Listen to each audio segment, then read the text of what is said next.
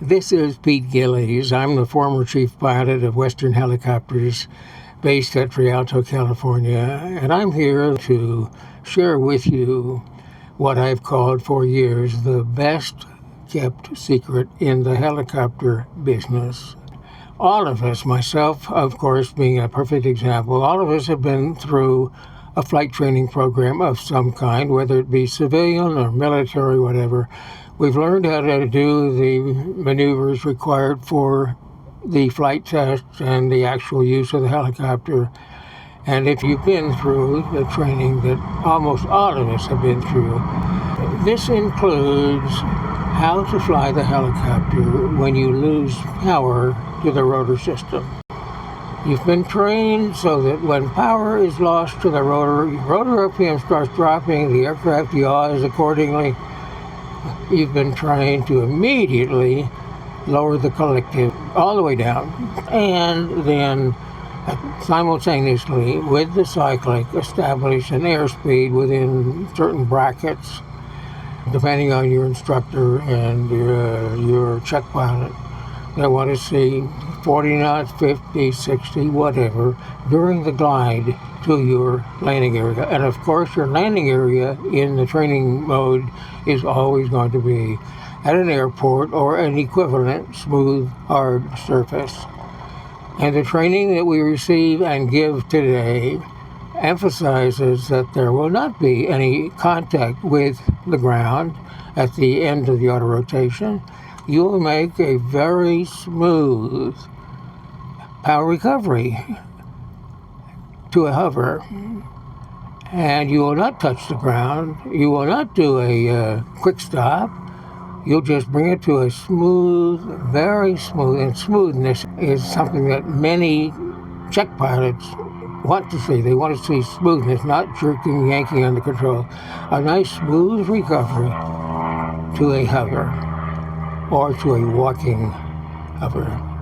Now you have a helicopter certificate in your pocket. Now you're qualified to fly your helicopter at the private pilot level or commercial pilot level or ATP, and you feel justifiably that you've been trained to handle emergencies, the most significant of which is a total loss of power to the rotor system.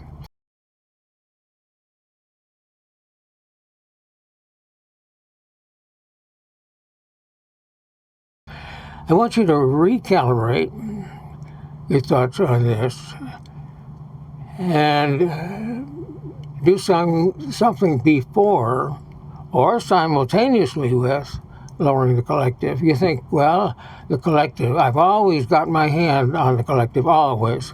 If you tell me that and we're flying together, I'll say, please land. I don't want to fly with you. I don't want you in the cockpit out of the helicopter with the attitude that at any moment we may lose power to the rotor system. I want you to relax. I want you to look out the windscreen. I want you to see wires and other aircraft and birds and things that matter.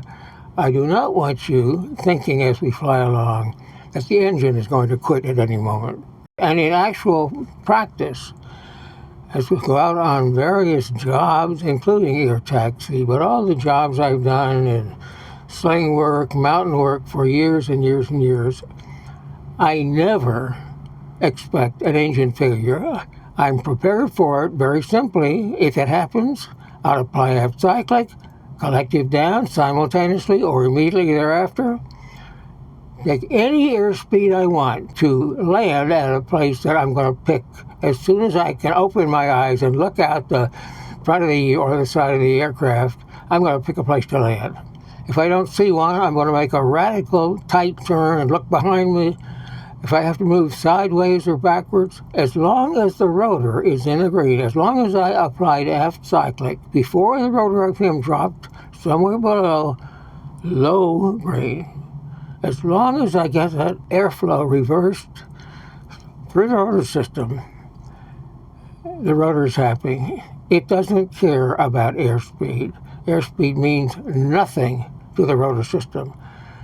And this emphasis on maintaining a certain airspeed during the glide is unnecessary. Helicopters auto-rotate beautifully, straight down, backwards, sideways. Is the air passing up through the rotor blades? Is the rotor RPM in the green? The helicopter's happy. It doesn't care about attitude, airspeed, or anything else. So this emphasis on airspeed in an autorotation is something you try and control to pass the flight test.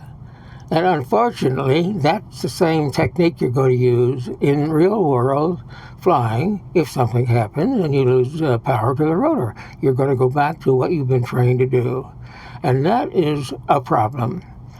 I want to see a flying aft cyclic immediately as your first movement. Again, the most important thing when you have a sudden loss of power for whatever reason, bring the cyclic back and simultaneously or immediately thereafter lower the collective. But don't miss getting the cyclic back.